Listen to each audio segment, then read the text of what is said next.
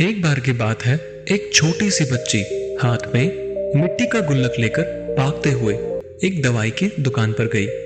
वह काफी देर वहां पर खड़ी रही, लेकिन दुकानदार का ध्यान उसकी तरफ गया ही नहीं, क्योंकि और भी बहुत सारे लोग वहां पर खड़े थे।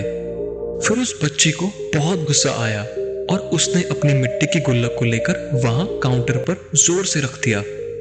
उसके बाद वह दुकानदार और वहां खड़े जितने भी लोग थे सभी उस बच्ची को देखने लगे।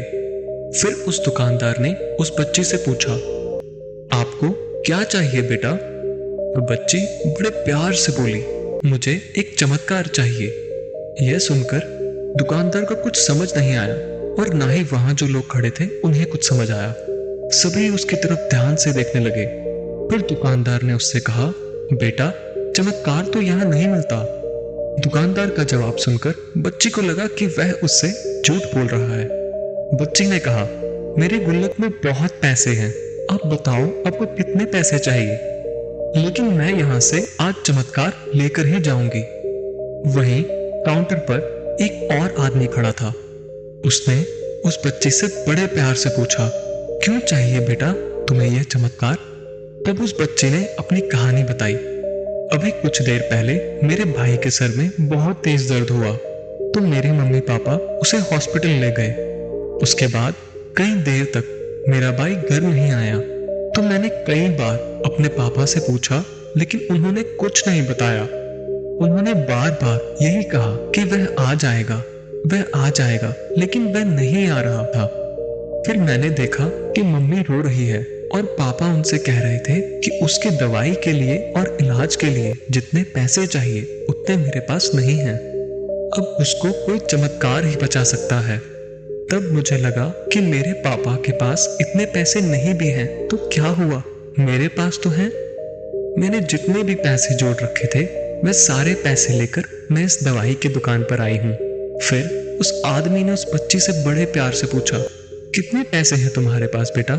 यह सुनकर बच्ची ने अपनी गुल्लक उठाई और वहीं जमीन पर तोड़ दी और पैसे गिनने लगी। बाकी सब लोग खड़े होकर उस बच्ची को बड़े ध्यान से देख रहे थे। थोड़ी देर बाद सारे पैसे उसने अपने हाथ में इकट्ठे कर लिए और बोली, मेरे पास पूरे 19 रुपए हैं। यह सुनकर वह आदमी थोड़ा सा मुस्कुराया और कहा, अरे तुम्हारे पास तो पूरे पैसे हैं, इतने का ही तो आता है चमत्कार। यह सुनकर वह बच्ची बहुत खुश हो गई और कहने लगी, चलो मैं आपको अपने पापा से मिलवाती हूँ। बाद में पता लगा कि वह आदमी कोई आम आदमी नहीं था, वह एक बहुत बड़ा न्यूरोसर्जन था। उसने सिर्फ 19 रुपए में उसके भाई की सर्जरी करी और कुछ ही दिन बाद उसका भाई ठीक होकर घर वापस आ गया। फिर कुछ दिन बाद वह बच्ची, उसका भाई और उसके मम्मी पापा चारों एक साथ बैठे हुए थे और बात कर रहे थे। उसकी मम्मी ने उसके पापा से पूछा, अब तो बता दीजिए कि आपने यह चमत्कार किया कैसे? उन्होंने बेटी की तरफ देखा और बोला, यह चमत्कार मैंने नहीं, हमारी बेटी ने किया है।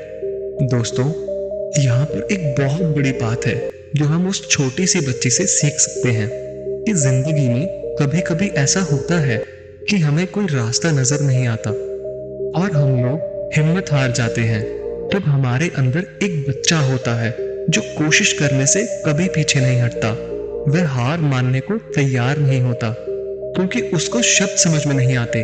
वह बच्चा जिसके लिए कुछ भी नामुमकिन नहीं है, क्योंकि वह हर हाल में कोशिश करता रहता है। धन्यवाद।